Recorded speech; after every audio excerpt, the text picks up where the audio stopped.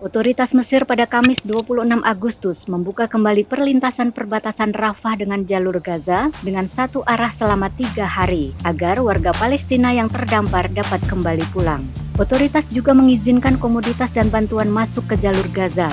Pada Senin 23 Agustus, Mesir menutup perlintasan perbatasan karena alasan keamanan, menyusul eskalasi kekerasan pada Sabtu 21 Agustus antara Israel dan Hamas.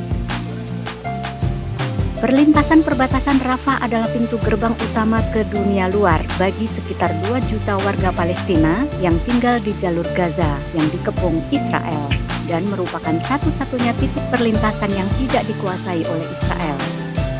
Mesir menutup perbatasannya pada 2013 dan sejak itu hanya sesekali membuka perlintasan perbatasan. Responden kantor berita Xinhua melaporkan dari Kairo, Mesir.